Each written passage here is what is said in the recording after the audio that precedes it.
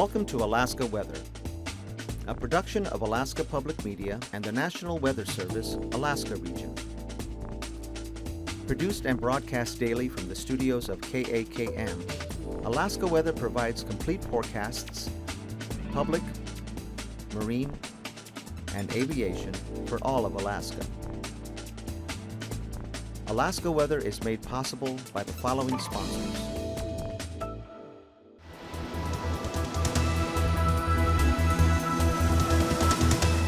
The National Weather Service. Hello, and thanks again for joining us for this Thursday's edition of Alaska Weather.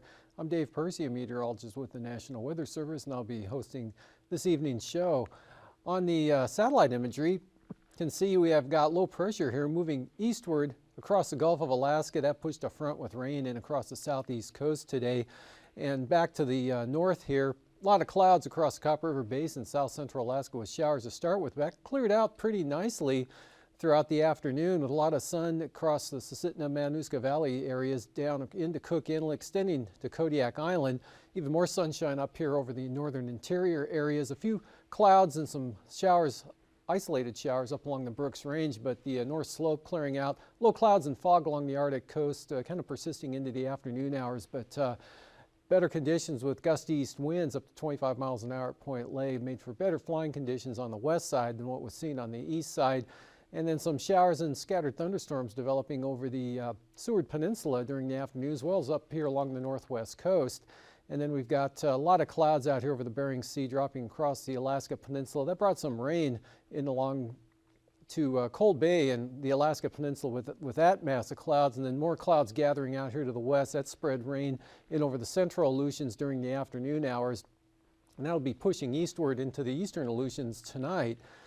On the chart, there's that low in the Gulf of Alaska and that front that pushed into the southeast coast. Rainfall amounts range from about ½ an inch at Juneau and Metlakatla to nearly an inch at Port Alexander, right in that location, and then down at Ketchikan as well. One of the heavier amounts was 1 2/3 inches at Shelter Cove, not the 24-hour period ending at 4 o'clock this afternoon. Otherwise, up here farther to the north over the Copper River Basin, mostly along the eastern Alaska Range, scattered thunderstorms developing down into the Talkeetna Mountains this afternoon, then back to the northwest, and again into the Seward Peninsula with some thunderstorm activity just north of Nome, and then also some lightning strikes up here along the northwest coast, and then the isolated showers over the Brooks Range, and get back into some more sunshine there over the north slope, but then you hit the low clouds and fog along the eastern and central Arctic coast. And for tonight, that system out there that's currently bringing the rain into the Adak and Atka area, that's going to slide eastward. So it looks like periods of rain moving into the eastern Aleutians tonight and even into the Alaska Peninsula later on tonight. Otherwise, you'll have showers up over the Pribilof Islands, and high pressure make for light wind conditions and possibly some clearing here over the southwest interior after all the clouds you had today out there. Diminishing showers along the Alaska Range, chance of some scattered evening thunderstorms over the Talkeetna Mountains and possibly the Susitna Valley, as well as eastern and central Alaska Range areas, but those all in a diminishing mode tonight. Should be pretty fair across the Tanana Valley, upper Yukon areas, back to the northwest again, and chance of showers there over the eastern Brooks Range. Low clouds and fog on the increase there, again mostly over the central and eastern Arctic coast. Still pretty good offshore breezes there, helping to keep it better as far as flying conditions go, but look for lower stratus and fog here through the Bering Strait down to St. Lawrence Island there with a light wind condition associated with that high center. And rain continues to change over to showers here across the southeast coast. Still cloudy skies with numerous showers, but generally in a decreasing mode as this low slips on down to the south, just east now of Dixon Entrance. So that'll keep most of the showers, or the heaviest, more numerous showers will be over the southern southeast coast. And then for tomorrow, this system tracks eastward there, and so it'll make for a pretty cloudy and damp day across the Alaska Peninsula, but higher pressure. Look for improving conditions, northwest winds 15 to 25 miles per hour here across the eastern Aleutians. Actually, even small craft advisory level winds in the forecast for that area. More of a westerly 10 to 20 mile per hour wind with some low clouds and fog here extending all the way out to Shimian at 2. This low in the Gulf here, that'll bring some chance of showers to the Pribilof Islands. Otherwise, should be a partly to mostly sunny day. A few isolated showers developing over the mountains of south central Alaska. Risk of some thunderstorm activity again over the Talkeetnas and along the western and eastern Alaska range areas. Should be partly to mostly sunny over the Tanana Valley and the upper Yukon, but scattered showers also developing over the White Mountains there with isolated thunderstorms as well.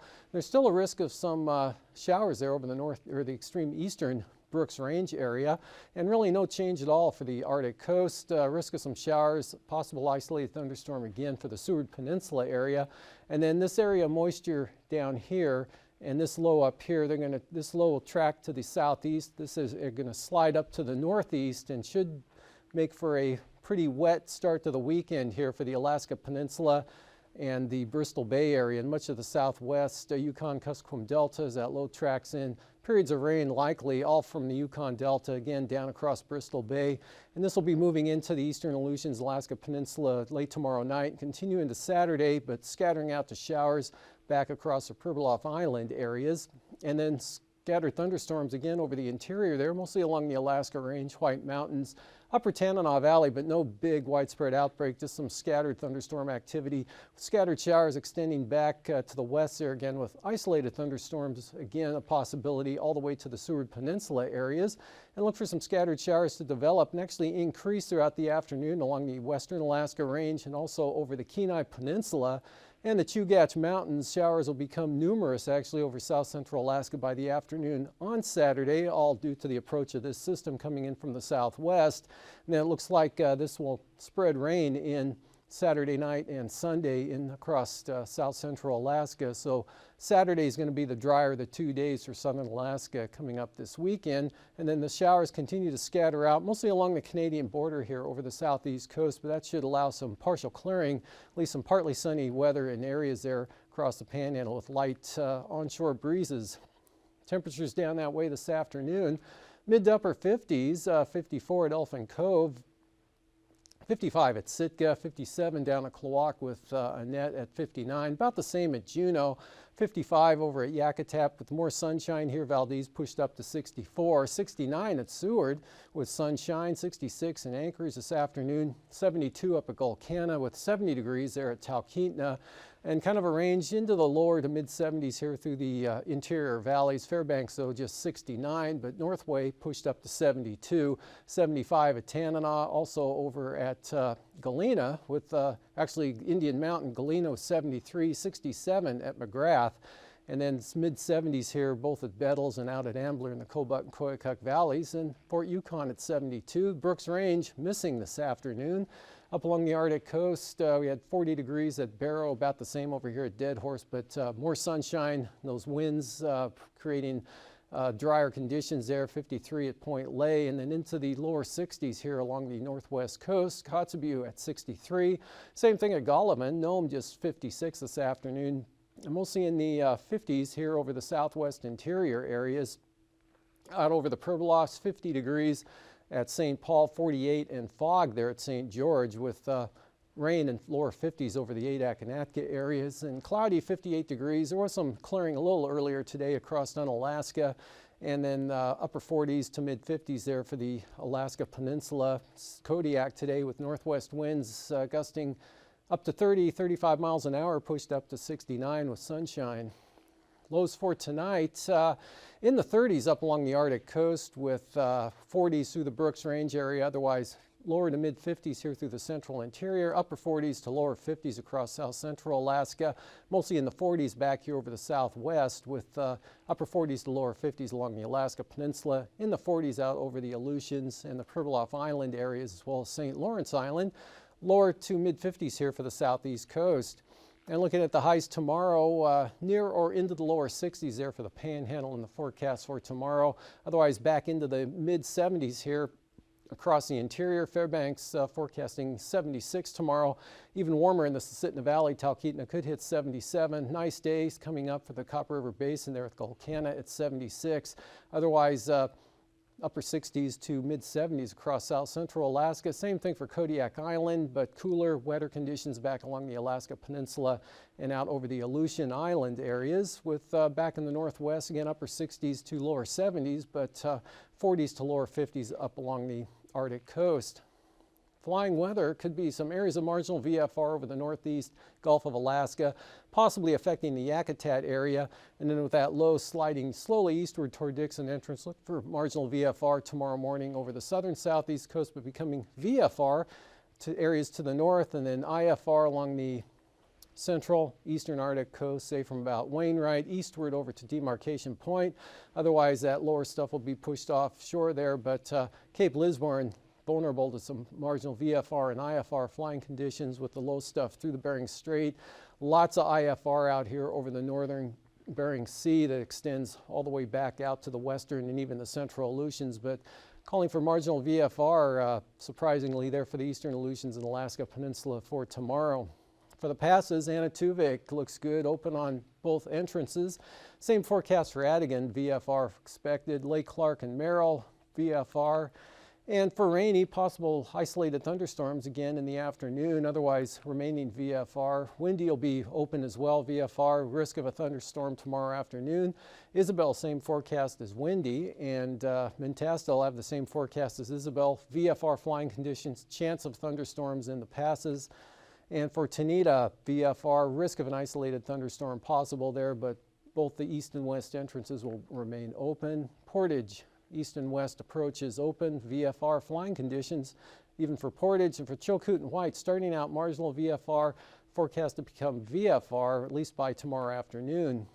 Freezing levels showing about 8,000 feet here across much of mainland Alaska from the Arctic coast all the way down to the Gulf of Alaska. Then it starts to drop off to about 7,000 feet down here over the southern panhandle, 6,000 feet over the Queen Charlotte Islands. And then warmer conditions back out over the eastern Bering Sea, 8,000 feet there over the northern areas, up to 10,000 feet just north of the Pribilofs, and then 12,000 feet, quite a warm air mass here. That area moisture sliding eastward into the eastern Aleutians tonight and tomorrow into the Alaska Peninsula up to 12,000 feet. So icing will be mostly above 11,000 feet, whatever there is of the light isolated moderate varieties here for the Alaska Peninsula. That'll extend back across the Pribilof Islands in a break, and then that moisture sliding some increasing icing threats into the central Aleutians during the afternoon tomorrow. Otherwise, mainland Alaska icing free. And then with all that moisture sliding eastward there with the upper level low and the surface low near Dixon Entrance, still a chance of some isolated rime or mixed icing there above about 8,000 feet here all along the southeast coast. Winds aloft showing that low in the Gulf of Alaska today, sliding southeastward to near the Queen Charlotte Islands tomorrow, so that's going to keep the shower threat mostly over the southern southeast coast there with the lower flying conditions improving back to the north. Kind of got a northwest flow up to about 40 knots at 33,000 feet coming onto the eastern Arctic coast and catching the eastern Brooks Range, keeping the shower threat going there over the eastern mountains up in that area. And then the next system dropping into the Bering Sea, northwest Bering Sea tomorrow. That's going to slide eastward to the southwest coast again on Saturday with all the rain. Develop a pretty good frontal system with this southwest jet, so that moisture down here to the south will move quite rapidly up to the northeast.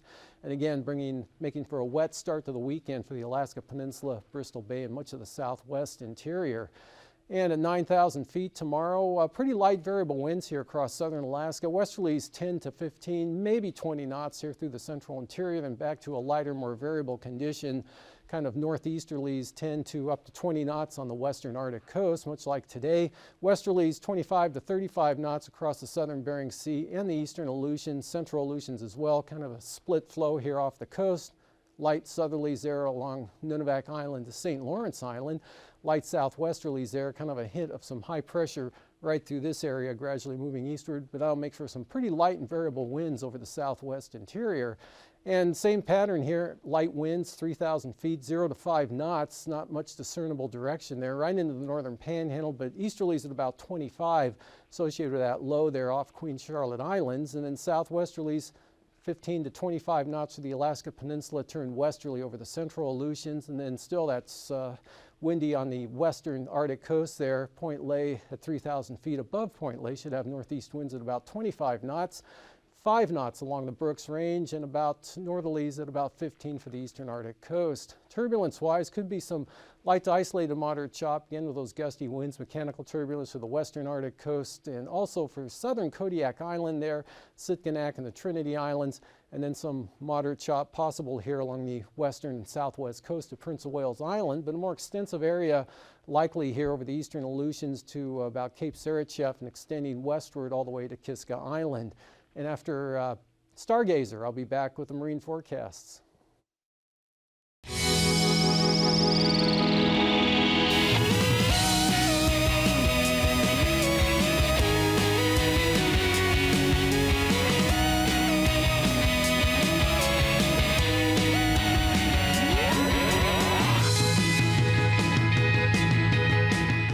Measuring the cosmos. Hey there, stargazers. I'm Dean Regas, astronomer for the Cincinnati Observatory.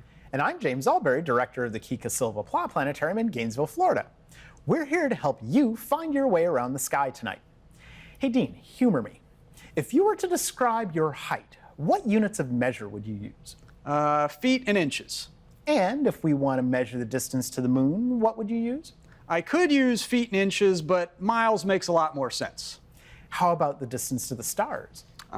We use light years. Distances in space are so, well, astronomical that it's hard to wrap our brains around them. So we created new units of measure to take us around the solar system and through interstellar space.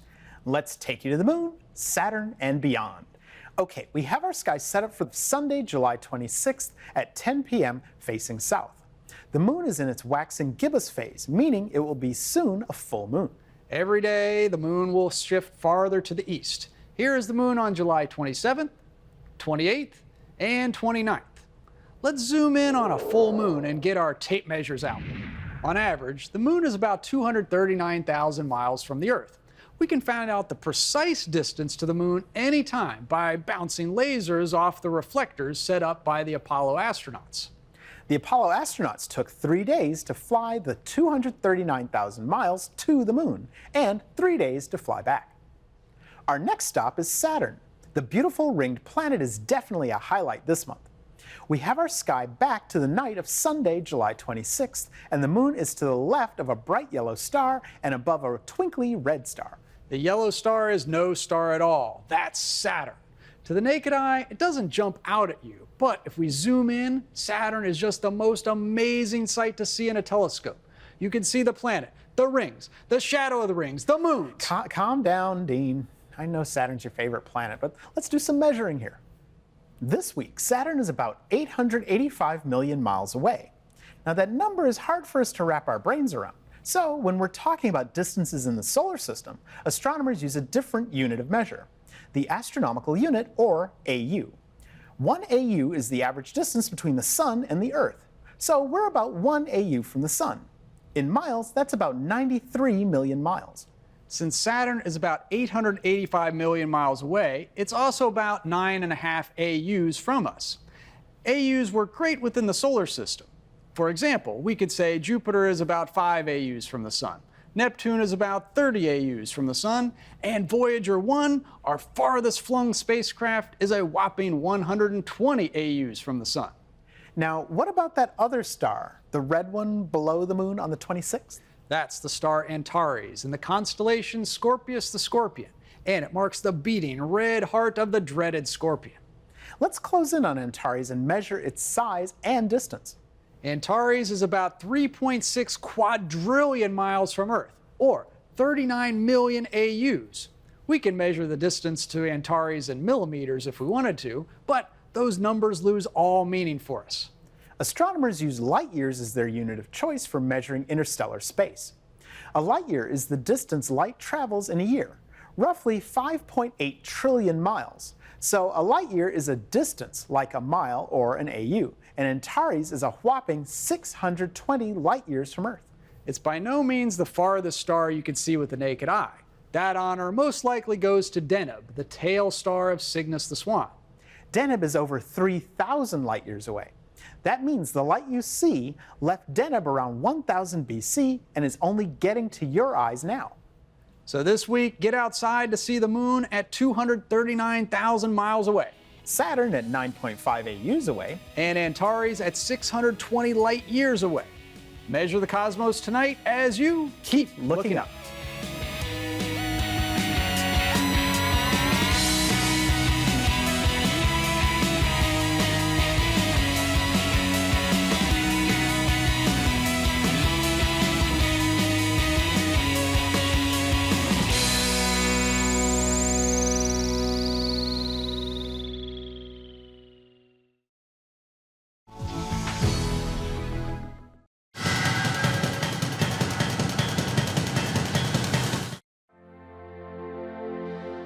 When Tropical Storm Allison hit Houston in 2001, 16 of the 22 people who died were in their cars. Many more narrowly escaped. And I started coming over this way and drove right into the ditch. Didn't know it was a ditch, thought it was the road. As little as 2 feet of water is enough to float a vehicle. It's often difficult for drivers to assess the depth of the water and whether the roadbed has been washed away, which may create a hidden drop-off. If a car stalls, it can quickly be pushed downstream. Why are people driving into these flooded low water crossing areas, and why aren't they avoiding them? In the San Angelo, Texas National Weather Service office, Hector Guerrero met with local rescue workers to draw up a publicity campaign to combat the problem. They came up with the phrase, "Turn around, don't drown." Anybody can come up with an idea, and thank God we came up with one we think that's effective and it's already helping to save lives. In 2003, the phrase was adopted by the National Weather Service, the Federal Alliance for Safe Homes, and other partners as a national safety campaign. We're developing public service announcements. Turn around. We've developed posters, we've developed brochures. We've even worked with the National Safety Council and the Department of Transportation's Federal Highway Administration to develop a new road sign. The sign is bright pink and has begun to show up at low water crossings across the country. Can you tell me one thing that you do remember about what we talked about in our last class? Turn around, don't drown. Turn Around, Don't Drown is now being taught in schools across the country with the hope of influencing the next generation of drivers. Water is really strong. I wouldn't take any risks. The hopes behind the education efforts are high because this tragedy never has to happen. For the Weather Channel, I'm meteorologist Nick Walker. Welcome back. Well, today's ice analysis shows a pretty jagged ice edge out here extending from close to the central Arctic coast there off to the northwest, and the wind flows and currents are such that expected to drop to the south and east about 20 nautical miles through Monday. Moving on to some marine forecasts here with that low center tracking in toward Dixon Entrance. Look for east and northeast winds, 25 knots, good for small craft advisories along the south coast tomorrow. They'll seas 11 to 12 feet, otherwise lighter, more variable winds for the north coast there. Lynn Canal, northern Lynn Canal, south at 20 knots, and pretty variable, southeast 20 for Clarence Strait, but Stevens Passage north at 10. And then the outlook for Saturday, west to northwest winds 15 knots here for the central and south coast. For the north coast, west to southwest at only 10 knots, and some pretty light variable wind conditions in over the central and southern inside waters. Lynn Canal, though, southerlies increasing to 25 knots, with those seas building up to 5 feet. And for Prince William Sound, look for light variable winds tomorrow with seas 2 feet or less, otherwise kind of a light southwest wind here for the North Gulf Coast. Small craft advisories here for the Kodiak Island area where there were gales warnings out today. But tomorrow, look for westerlies 25 knots across the Barren Islands back in toward Kamishak Bay. Westerlies at about 20 for Shelikof Strait, and light southwest breeze blowing up Cook Inlet. And for Saturday, that turns more southerly here for Cook Inlet, 10 to 20 knots. Light variable winds continue for Prince William Sound, so both tomorrow and Saturday really laid down on the winds there, and also for the North Gulf Coast.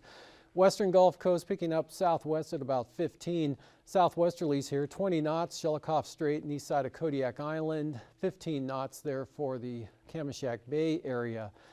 And looking out to Bristol Bay, light westerlies tomorrow. Westerlies at about 20 knots here from Sitkinak, taking a more southwest direction here as you head southwest along the Pacific side of the Alaska Peninsula.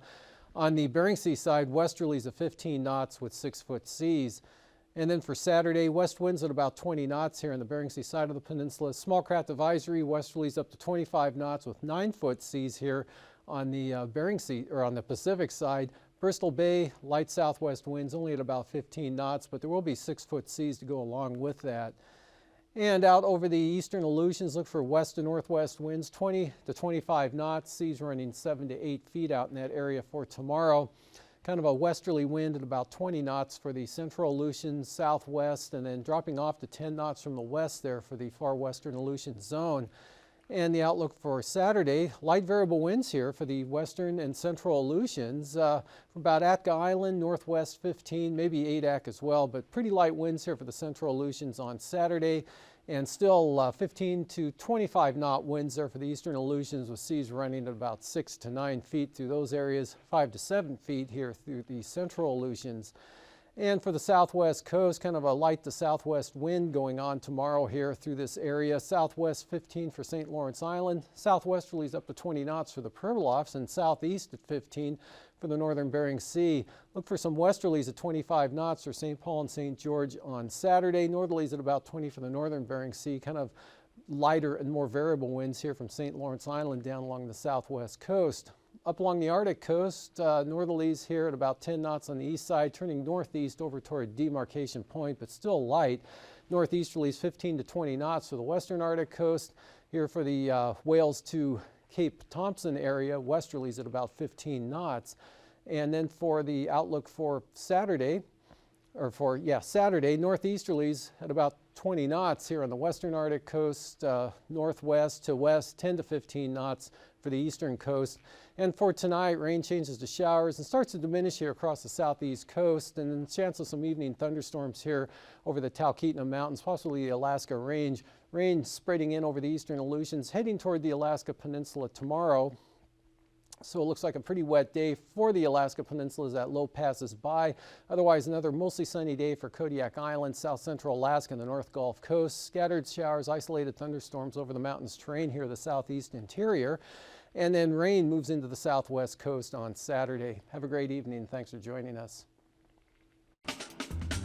These forecasts are to be used for planning purposes only.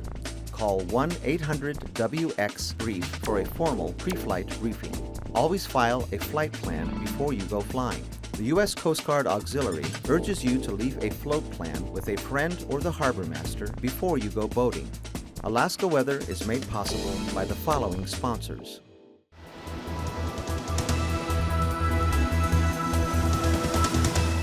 The National Weather Service.